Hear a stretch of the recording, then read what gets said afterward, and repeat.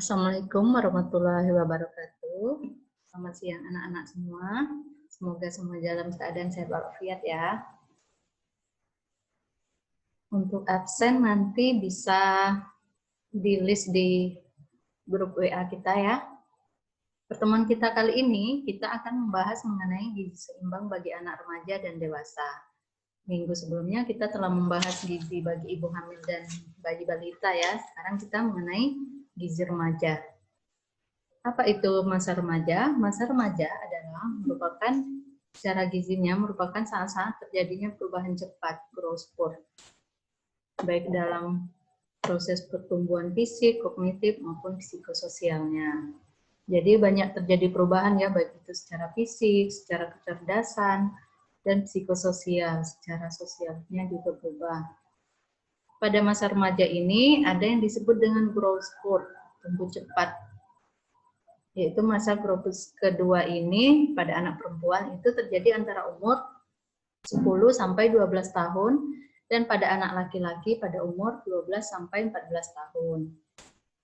Jadi jika tadinya tinggi badannya mungkin kurang dari anak seusianya, jadi pada usia ini, pada anak perempuan ini misalnya 10 sampai 12 tahun ini bisa kita kejar pertumbuhannya, tapi dengan gizi seimbang dan lebih ke arah memperbanyak mineral mikronya, bukan ke makro, atau memperbanyak porsi makan, itu justru malahan bisa membuat anak obesitas.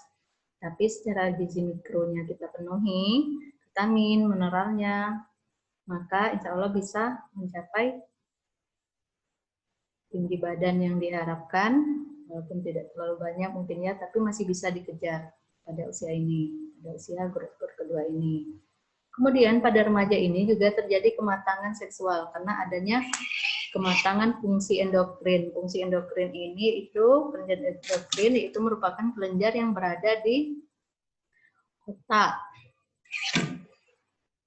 yang merupakan yang berguna sebagai pengatur hormon-hormon yang dihasilkan oleh kelenjar hormon, misalnya kelenjar endokrin dalam ini kelenjar penghasil hormon tiroid. Nah, yang terdapat kelenjar tiroid di leher ya menghasilkan hormon T1 dan T3. Misalnya juga hormon paratiroid dan hormon-hormon yang lainnya. Kemudian kematangan juga terjadi perubahan komposisi tubuh seperti tadi, karena volume tubuhnya pasti bertambah ya, juga adanya penambahan besar organ-organ tubuhnya juga, sehingga kebutuhan zat gizi tentu akan meningkat juga. Pada usia lebih dari 20 tahun, maka pertumbuhan tubuh sama sekali sudah berhenti. Kebutuhan akan unsur-unsur gizi sudah agak konstan. Nanti bisa kita lihat ya, kecuali terjadi kelainan-kelainan pada tubuh seperti hamil, sakit, dan sebagainya, itu walaupun usianya sudah lebih dari 20 tahun, maka kebutuhan unsur-unsur gizinya tentunya akan meningkat karena kondisi sakit tadi atau kondisi hamil. Faktor-faktor yang mempengaruhi gizi anak dewasa dan remaja itu seperti genetik, karena genetik ini misalnya antara laki-laki dan perempuan tentu kebutuhan zat gizinya berbeda. Terus dari ininya juga ya, ketidakseimbangan antara asupan dan keluaran. Misalnya sama-sama perempuan usia sama, tapi yang satu aktivitas fisiknya tinggi, tentunya keluarannya lebih besar. Yang satu aktivitasnya ringan, misalnya yang satu atlet, yang satu lagi cuma mahasiswa atau pelajar, tentunya energi yang dikeluarkan juga sedikit. Kemudian penyalahgunaan obat-obatan, alkohol, rokok, hubungan seks dini, dan sebagainya, itu juga akan mempengaruhi gizi anak remaja dan dewasa. Kemudian pemahaman body image yang ideal pada remaja. Nah, ini juga akan mempengaruhi gizinya juga. Misalnya dia tubuh idealnya, dia tuh udah sebenarnya udah ideal berat badannya, tapi merasa kalau itu tidak ideal, maka dia ada kecenderungan untuk mengurangi, misalnya dia merasa gemuk padahal sudah normal, tentunya dia akan mengurangi konsumsinya. Nah, inilah yang akan mempengaruhi zat gizinya yang masuk berarti sedikit kan, karena dia inginnya lebih kurus daripada yang setelah ideal tadi, atau misalnya distorsi body image. Dan ini pada remaja memang terjadi karena sudah pengen yang tubuh langsing atau yang cowok yang berotot, suspek, itu sangat berpengaruh ya terhadap pola konsumsinya. Dan ini nanti juga bisa menimbulkan perilaku makan menyimpang. Jika terjadi perilaku makan menyimpang, tentunya zat gizi dan status gizi anak dewasa dan remaja ini tentu juga akan berpengaruh. Kemudian konsumsi fast food dan junk food. Fast food makanan cepat saji ya, sementara junk food ini makanan-makanan, snack-snack yang kosong zat gizi. Energinya tinggi tapi kosong zat gizi, misalnya minum berkarbonasi, kentang goreng, segala macam. Nah, itu termasuk ke kategori fast food dan junk food. Kemudian konsumsi suplemen. Nah, jika dia mengkonsumsi suplemen, tentunya pengaruh terhadap zat gizinya, karena ada tambahan kan dari suplemennya sendiri. Kemudian asupan kurang pada remaja yang ingin kurus. Tadi misalnya dipengaruhi oleh body image tadi, atau dipengaruhi oleh perilaku makan yang menyimpang tadi, maka asupan makannya tentu akan berkurang karena dia ingin kurus tadi. Kemampuan daya beli keluarga. Jika memang keluarganya tidak mampu membeli makan yang cukup, tentunya konsumsinya juga berkurang.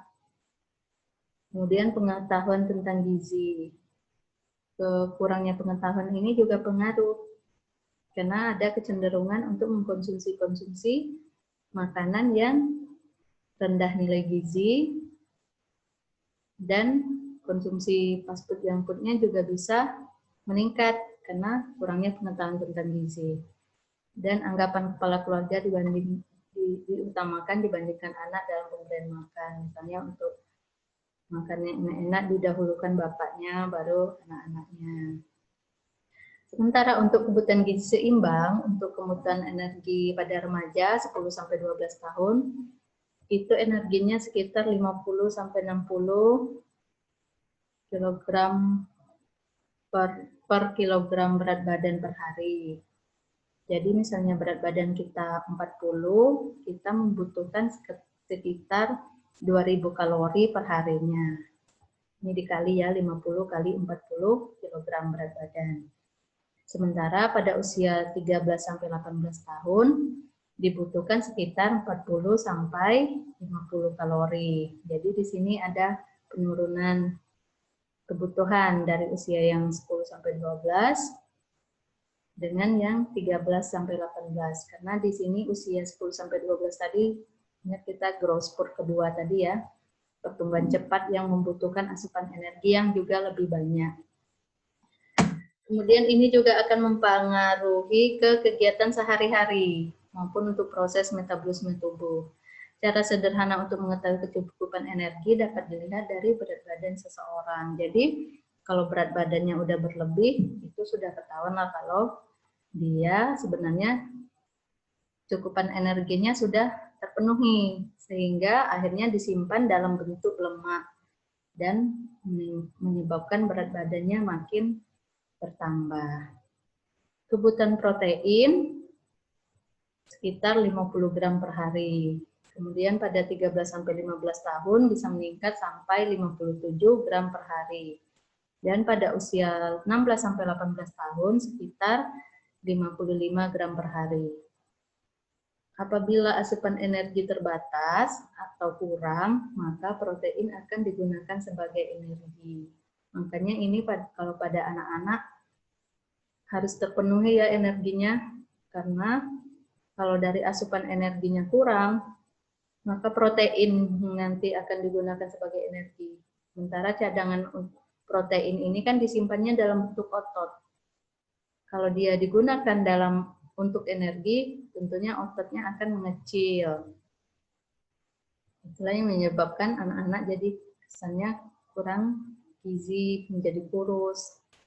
Karena cadangan proteinnya pun digunakan untuk energi. Untuk golongan vitamin pada remaja ini itu vitamin B1, B2, maupun niacin diperlukan dalam metabolisme energi.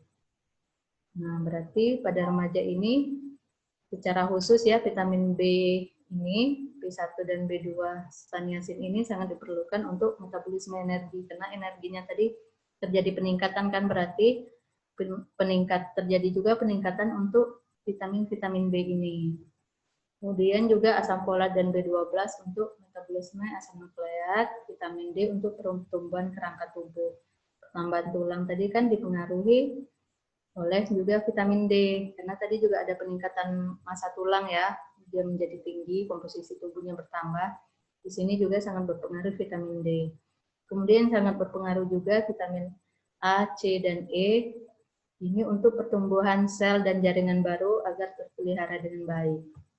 Mineral yang sangat dibutuhkan terutama zat besi dan kalsium, sekitar 800 sampai 1200 mg. Zat besi ini untuk pertumbuhannya juga kalsium juga untuk pertumbuhan tulang. Zat besi ini juga untuk kognitif, karena tadi juga fungsi zat besi ini kan mengikat zat besi ini mengikat oksigen yang akan dibawa ke otak. Nah, ini akan mempengaruhi kognitif. Pada remaja kan jadi juga terjadi peningkatan pertumbuhan kognitif ya. Kemudian pengaruh status gizi terhadap sistem reproduksi, secara khusus kebutuhan energi dan nutrisi dipengaruhi oleh usia produksi. Kemudian kekurangan nutrisi mempengaruhi pertumbuhan hormon-hormon reproduksi. Dalam pertemuan sebelumnya kita sudah membahasnya beberapa nutrisi-nutrisi mikronutrien yang sangat berpengaruh terhadap hormon-hormon reproduksi. Kemudian untuk wanita usia subur dengan anemia dan berat badan kurang, lebih berisiko untuk melahirkan berat badan bayi dengan berat badan lahir yang rendah. Untuk pengukuran status gizi sendiri pada remaja ini melalui komposisi tubuh dan IMT atau BMI.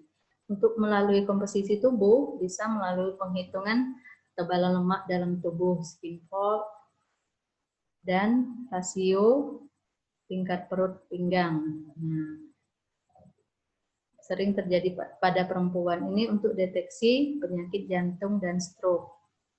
Jika kita bandingkan nih perbandingan antara lingkar perut dan lingkar pinggul. Jika nilai RLPP-nya lebih dari 0,8 pada perempuan, maka berisiko obesitas sentral semakin besar. Obesitas sentral bagian ke atas ya, di pusat. Di situ akan mempengaruhi jantung. Kemudian untuk laki-laki juga nilai RLPP-nya lebih dari 1, maka berisiko obesitas sentral semakin besar. RLPP ini fungsinya untuk tadi ya, deteksi penyakit jantung dan stroke.